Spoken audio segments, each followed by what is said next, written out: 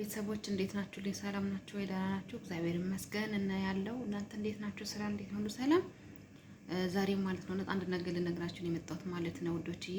ምንድነው ብትሉኝ እቃ ካርጎ የምናደርገው ሰዎች ማለት ነው፣ እውነቴን ነው የምላችሁ፣ ካርጎ እቃ እንዳታደርጉ በፍጹም ማለት ነው።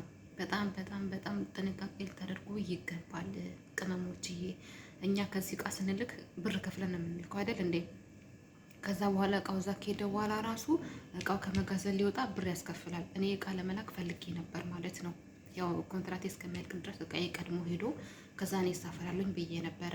ደውዬ ስጠይቃቸው እቃው ከዚህ ሲሄድ ብር ይከፈላል፣ እዛ ደግሞ ከሄደ በኋላ ራሱን ለማውጣት ብር ይከፈላል ስላሉኝ ማለት ነው። አሁን ግን ሀሳቤን ቀይሬያለሁ ማለት ነው። አልክምም፣ ሲሄድም ይዤ እሄዳለሁኝ። እስከ 7 ኪሎ እስከ 80 ኪሎ ድረስ እኮ ይዞ መሄድ ይቻላል ሲባል እሰማ ነበረ። ግን ለምን ከዚህ ሁሉ ብልክስ ብዬ ነበር ነው የጠየኩት ማለት ነው። ግን ከዚህ ከፍለሽ ድጋሚ እዛ ደግሞ ሄደሽም ትከፍያለሽ እቃውን ለማውጣት ማለት ነው። ያው እዛ ያለ ሰው የሚቀበል ሰው ብር ከፍሎ ነው እቃውን የሚያወጣው።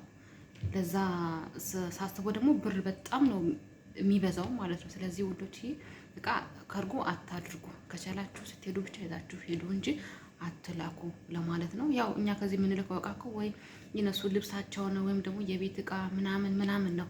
አያስፈልግም። አገራችን ስንገባ እኮ እንገዛለን። ሞልቷል አገራችን ሲጀመር እንደዚህ አይነት እቃ ማለት ነው። ወዶች እንዳታደርጉት ማለት ነው። ብራችሁን በደንብ ይዛችሁ አገራችሁ ስገቡ ደግሞ የምትፈልጉትን ነገር አይታችሁን በርጣችሁ መግዛት ትችላላችሁ ማለት ነው። እኔም በጣም ገርሞኝ ነው ማለት ነው። ያው እኔም ልልክ አስቤ ነበረ፣ ጠይቄያቸው እንደዚህ ነው ብለውኝ ከዚህ ስልክ እቃ ሳስመዝን ምን ስል ያው የኪሎውን ዋጋ ነው የምከፍለው።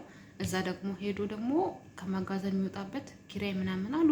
እንዴት ነው እኔ ከዚህ ከፍዬ ድጋሚ እዛ የሚከፈለው ለምንድን ነው ስላቸው እንደዚህ ነው ምናምን ሲሉኝ፣ አይ በቃ እኔ አልፈልግም። ለምን እነሱ የሰጡኝን ኮተታቸውን ለምንድን ነው ከዚህ ብር ከፍዬ ልኬ እንደገና ደግሞ እዛ ሄጄ ከፍዬ ማውጣው ለምንድን ነው ብዬ አስቤን ስለቀየርኩኝ ውዶች፣ ያሰባችሁም ሆነ ልትልኩ እየፈለጋችሁ ማለት ነው አትላኩ ልላችሁ ነው ማለት ነው። ምክንያቱም እኛ ብር እኮ ዝም ብለን አይደለም የምናመጣው፣ ዝም ብሎ አይደለም ብር የሚገኘው። ፎቅና ምድር እየሰራን ልጆቻቸውን እየያዝን ምግብ እየሰራን ምን እያልን ነው እኛ ብር የምናመጣው፣ ዝም ብሎ አይደለም ብር የሚመጣው። ስለዚህ ውዶች ከዚህኛ የምንልከው እቃ ራሱ እዛ ሄዶ ምንም አያደርግልንም በቃ ከኪሳራ ውጪ ማለት ነው። እዛ ሄደን ብንገዛ ነው የሚሻለው ብዬ ነው የማስበው። ምክንያቱም ሀገራችን ላይ እቃ ሞልቷል ማለት ነው። ሞልቷል እቃ ሀገራችን ላይ ባንገዛ ይሻላል ከዚህ ማለት ነው።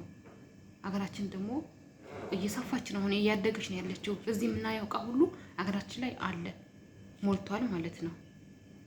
ስለዚህ ውዶችዬ እቃ የሚባል ነገር አትላኩ ለማለት ነው ዛሬ ቪዲዮ የሰራሁት ማለት ነው። ያው ቪዲዮ ልሰራ ብዙም አይመቸኝም፣ ማድ ቤት ውስጥ ራሱ ቁጭ ብዬ ነው እየቀረጽኩ ያለሁት ማለት ነው ውዶችዬ። ስለዚህ እቃ አትላኩ። በቃ ብትችሉ ስትሄዱ ብቻ ይዛችሁ ሂዱ። ካልሆነ ደግሞ የምታውቁት ሰው የምታምኑት ሰው እንደዚህ ካለ ነው መላክ ያለባችሁ ለማለት ነው ውዶቼ። ጥንቃቄ አድርጉ። እኛ የማዳም ቅመሞችን እኮ በቃ መቀለጃ የሚያደርጉን ብዙዎች አሉ ማለት ነው። በቃ ብር እነሱ ጋር ነው ያለው፣ ብር ይሰራሉ አላቸው ብለው የሚያስቡት እኛን ነው። በቃ የትኛውም ሰው እኛን ነው። በቃ የራሳችን ቤተሰቦቻችን የሆኑ ጓደኞቻችን የሆኑ ማናችን በቃ የማዳም ቅመሞች እኮ ብር አላቸው እነሱ ነው። ትናንትና ብር ብትልኬላቸው ዛሬ ብር ራሱ ይሉሻል ማለት ነው። ስለዚህ ውዶች ጥንቃቄ እናድርግ። እቃ ምናምን የምንልክ ሰዎች ብንጠነቀቅ ይሻላል። ብራችንን በአግባቡ መያዝ አለብን ብዬ ነው የማስበው ውዶችዬ። ተጠንቀቁ፣ አትላኩ። ዝም ብላችሁ እቃ ያገኛችሁትን እቃ አትላኩ ማለት ነው። ስለዚህ ጥንቃቄ እንድታደርጉ ስለምፈልግ ነው ይህንን ቪዲዮ የቀረጽኩት ማለት ነው ውዶችዬ። አመሰግናለሁ። አበረታቱኝ።